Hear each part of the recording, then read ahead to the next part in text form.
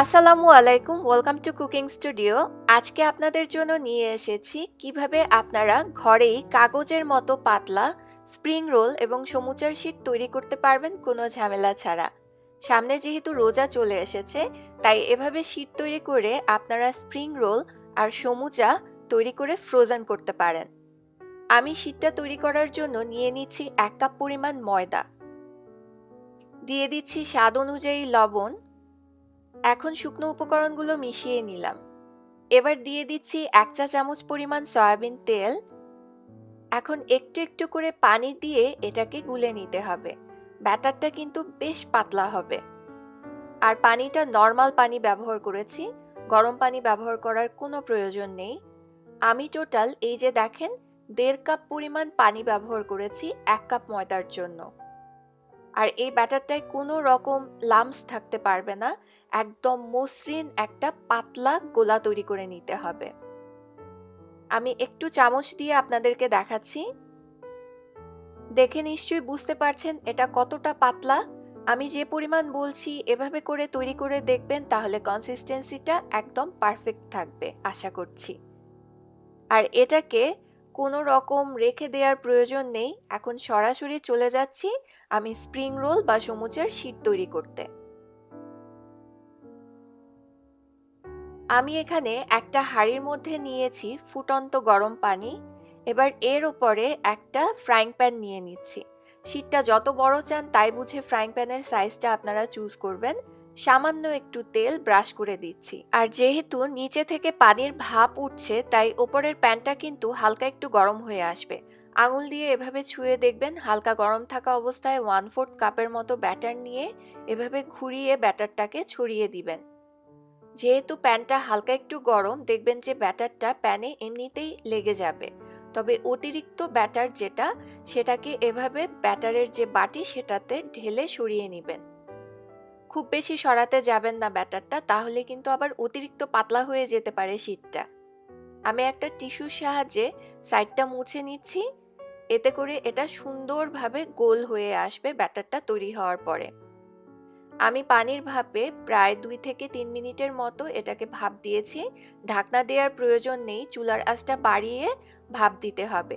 এরপরে সাইডটা দেখবেন আলগা হয়ে আসবে, তখন স্প্যাচুলার সাহায্যে এটাকে একটু আলগা করে তুলে নিতে হবে। দেখতেই পেলেন একদম কাগজের মতো পাতলা হয়েছে। এবার এক সাইড থেকে টান দিলেই দেখবেন সুন্দরভাবে উঠে হাতে চলে এসেছে। একটা শীট হয়ে যাওয়ার পরে পরের শীটটা তৈরি করার আগে প্যানটা একটু চেক করে নেবেন। একদম গরম প্যানের মধ্যে ব্যাটারটা দিতে যাবেন না, তাহলে কিন্তু অতিরিক্ত ব্যাটারটা সরিয়ে নেওয়া যাবে না।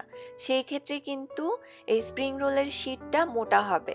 তাই অবশ্যই প্যানটাকে হালকা গরম করে তারপরে ওই আগের মতো করেই তৈরি করে নিতে হবে।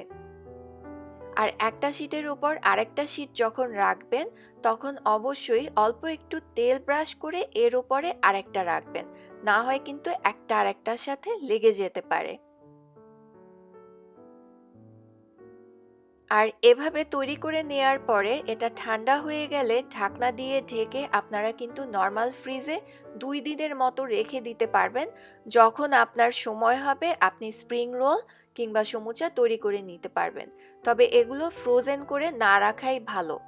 জাস্ট 2 দিনের মতো ফ্রিজে রাখতে পারবেন, এরপরে এর মাঝে আপনাকে তৈরি করে নিতে হবে। এই যে দেখেন আমি সবগুলো তৈরি করে নিয়েছি, আর কি সুন্দর করে সবগুলো আলাদাও করে নেওয়া যাচ্ছে। এবার আপনাদেরকে একটু কাছে থেকে দেখাচ্ছি। বাইরে থেকে যে আমরা র্যাপার বা শিটগুলো কিনে আনি, এটাও কিন্তু ঠিক সেরকমই হয়েছে। দুমড়ে মুচড়ে নেয়ার পরেও এটা কিন্তু কোনো অংশ ফেটে যায়নি বা ছিঁড়ে যায়নি। এবার আমি আপনাদেরকে ভাঁজ করে দেখাচ্ছি, তাহলেই বুঝবেন যে এটার কোনো রকম কোনো ফাটল হয় না। আর এই স্প্রিং রোলটা কিভাবে তৈরি করতে হয় এটা পরের এপিসোডে আমি শেয়ার করব।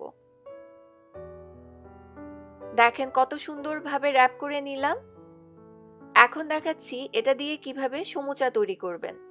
সমুচার জন্য র্যাপারটাকে দুটো ভাগ করে নেবেন মাঝ বরাবর। এরপরে ঠিক এভাবে করে আপনাকে র্যাপ করে নিতে হবে। একটার উপরে আরেকটা ভাঁজ করে ঠিক এভাবে চেপে আটকে দিতে হবে, অনেকটা কোণের মতো করে শেপ এনে নিতে হবে। এবার হাতে নিয়ে মাঝে পুর নিয়ে নিতে হবে।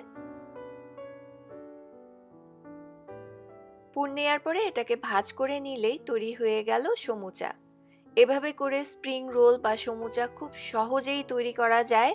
আর এই র্যাপারটাও আমার কাছে মনে হলো ভাজার পরেও একদম পারফেক্টলি মচমচে থাকে, ঠিক বাজার থেকে কিনে আনা শিটগুলো ব্যবহার করলে যেরকম হয়। পরবর্তী এপিসোডটা অবশ্যই দেখবেন, তাহলেই বুঝবেন যে কতটা মচমচে হয়েছে আমার স্প্রিং রোলগুলো। আজকে বিদায় নিচ্ছি, সবাই খুব ভালো থাকবেন। আল্লাহ হাফেজ।